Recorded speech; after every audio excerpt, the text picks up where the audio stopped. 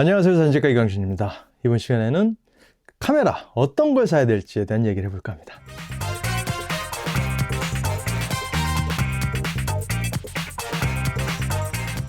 제가 사진을 업으로 하고 있고 아무래도 직업이다 보니까 많은 분들이 저에게 질문하는 것 중에 가장 많은 부분을 차지하는 것 중에 하나가 어떤 카메라를 사야 되냐라는 질문을 가장 많이 듣습니다.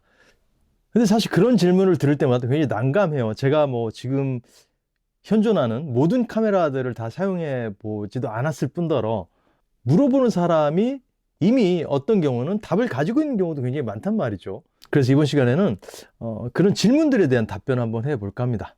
먼저 결론부터 말씀드리자면 어떤 카메라를 사야 되느냐, 먼저 나의 예산에 맞는 카메라를 사는 게 가장 중요하겠죠. 질문들을 합니다. 저에게 어떤 카메라가 좋아요? 라고 물어보면 제가 첫 번째 물어본 질문이 그럼 버젯은 얼마나 잡고 있냐라고 물어보죠. 그럼 만약에 100만 원, 200만 원, 300만 원 여러 가지 차이가 있겠죠. 그 금액 내에서 나에게 맞는 카메라를 찾는 게 첫 번째 조건이 되겠죠. 대부분의 사람들이 저에게 질문할 때는 그런 마음을 갖고 있겠죠. 이왕이면은 이 금액에서 최대한 가성비 좋은 카메라를 찾아달라는 이야기겠죠. 하지만 제가 카메라를 파는 사람도 아니고 지금 현존하는 모든 카메라를 다 써보지도 않았기 때문에 사실 그 질문에 대답을 하기가 쉽지가 않습니다. 그 다음이 중요한 건 바로 내가 어떤 사진을 찍을 것인지 그 목적에 부합하는 카메라를 사는 거겠죠. 나는 풍경을 주로 찍고 싶다, 아니면 나는 꽃 사진을 찍거나 나는 인물만 찍고 나는 또 스냅 위주로 촬영하겠다, 그렇게 섹션이 나눠지게 되면은 거기에 부합하는 카메라를 사는 게 좋겠죠. 거기에 부합하는 카메라라는 거는 사실은 카메라 브랜드, 어떤 니콘, 소니, 캐논 이런 브랜드가 아니라 렌즈군을 선택을 해야 되는 거죠.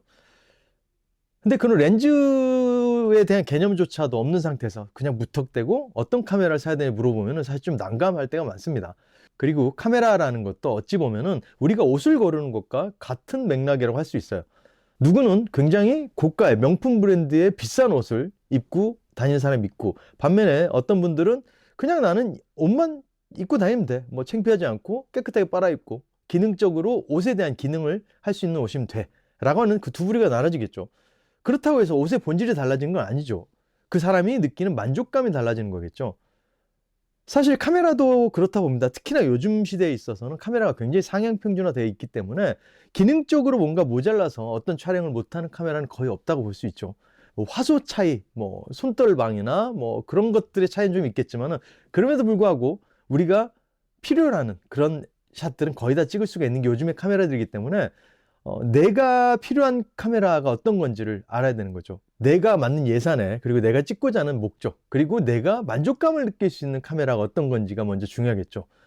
많은 분들이 라이카라는 브랜드를 얘기를 하죠. 저도 과거에 라이카를 썼던 적이 있어서 지금도 가끔씩 사용을 하지만은, 라이카 사진을 보면은 사람들이 그렇게 말들 많이 하죠. 라이카는 선야도가 뛰어나고 그 뒤에 라이카 렌즈로 찍은 보케들이 너무 아름답기 때문에 대체할 카메라가 없다 라는 말들 하죠.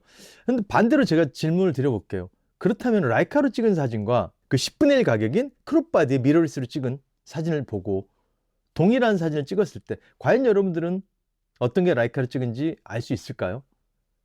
글쎄요, 저는 제가 막눈이라서 그렇지 잘 구분을 못 하겠더라고요. 결론은 내가 가진 버젯 안에서 만족을 얻을 수 있는 그런 카메라를 구하는 게 베스트겠죠. 세상에 싸고 좋은 건 없다라고 말들 하죠. 사실 그게 맞는 말일 수 있어요. 이왕이면은 비싼 카메라, 비싼 렌즈를 사용하면은 더 좋은 결과물, 그리고 내가 좋은 결과물을 찍기 위해서 조금 더 수월한 과정을 거칠 수가 있겠죠. 하지만 내가 만약 예산이 없다면은 그 조금 열악한 환경, 조금 수고스러움을 더하더라도 어찌됐건 사진을 찍을 수 있게 되는 거기 때문에 너무 카메라 장비에 욕심내지 마시고 그냥 내가 갖고 있는 버젯 안에서 활용하시면 어떨까 싶어요. 그리고 또 하나는 어떤 브랜드를 사야 되냐 많이들 물어보시는데, 작가님은 어떤 카메라 쓰세요? 어떤 브랜드 쓰세요? 라고 물어보는 분도 많습니다. 저는 브랜드를 굳이 따지진 않아요. 거의 어떤 카메라든 사실 구분하지 않고 쓰고 있어요. 지금 제가 보유하고 있는 카메라 소니도 있고 후지도 있고 니콘도 있고 웬만한 브랜드를 다 써봤기 때문에. 근데 그렇게 물어봐요. 후지는 색감이 독특하다, 캐논만의 고유의 색감이 있다, 이렇게 말씀하시는 분, 물론 맞는 말이죠. 그들이 만들어낸 JPG의 색감들은 분명히 존재를 하죠. 하지만 저처럼 만약에 라파엘로 촬영을 하시는 분들 같은 경우라면은 그닥 그 JPG의 색감이 크게 문제될 것 같지는 않아요. JPG 말고 그냥 러파엘로 촬영하신다면은 크게 그 색감에 연연하실 필요는 없기 때문에 그 브랜드를 그치 따져서 고르실 필요는 없을 것 같고요. 그럼 도대체 뭐 그냥 싼 거 사면 돼? 아니면 뭐 내 돈에 맞는 거 사면 돼? 라고 물어보실 수도 있어요. 맞습니다. 그렇게 사시면 돼요. 내가 갖고 있는 금액 안에서 내가 샀을 때 만족감을 얻을 수 있는 카메라를 구입하시는 거죠. 뭐 제가 말씀드린 걸 따지면 그럼 도대체 라이카는 누가 사고 뭐 페이지원이나 뭐 그런 비싼 몇천만 원대 카메라는 누가 사? 사는 사람도 있겠죠. 슈퍼카를 사는 사람도 있고 경차를 사는 사람도 있죠. 그렇다고 해서 두 차가 꽉 막힌 도로에서 다닐 때 성능 차이가 월등하게 나지는 않겠죠.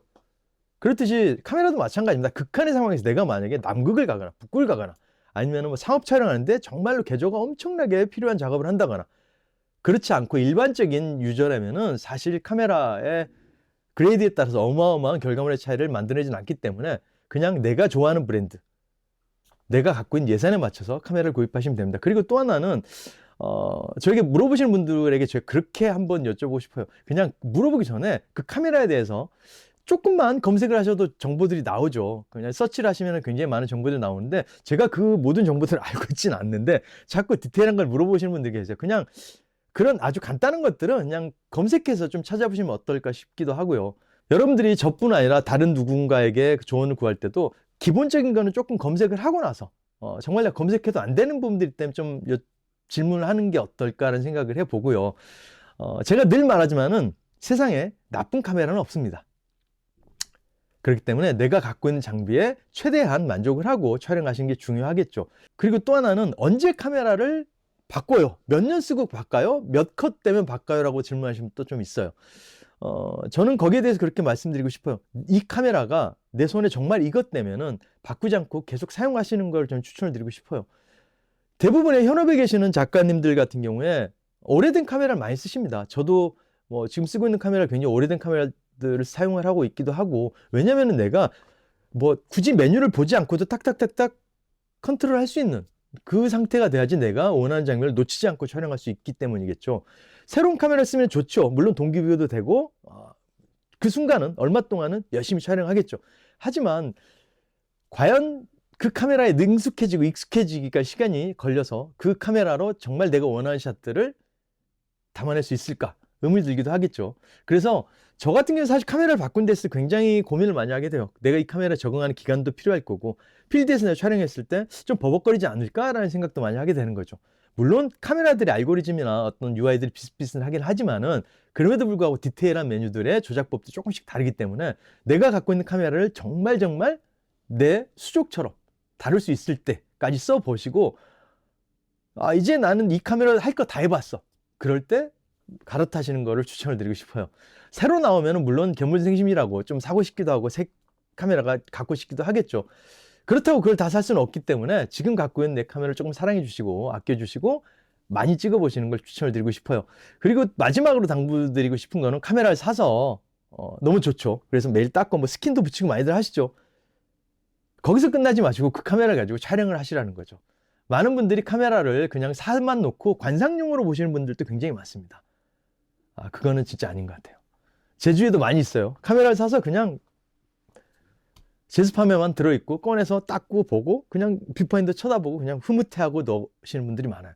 물론 그것도 자기의 즐거움이라면 뭐 할 말은 없습니다만은 그러겠죠. 차를 사서 타고 다니자 그 닦고 계시는 분도 있어요. 그냥 보는 것만으로 즐겁기 때문에 뭐 카메라도 마찬가지겠지만은 이왕이면은 카메라를 샀으면 소모품이기 때문에 열심히 찍는 게 좋지 않을까 생각을 해요.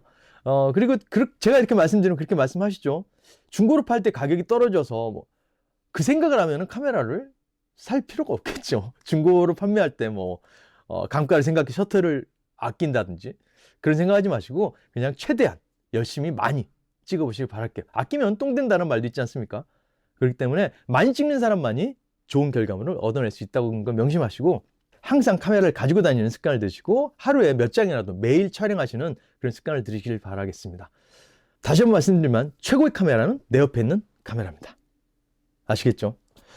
어떻게 조금 도움이 되셨는지 모르겠고요. 저는 다음 시간에 조금 더 나은 컨텐츠로 돌아오도록 하겠습니다. 구독과 좋아요 아시죠?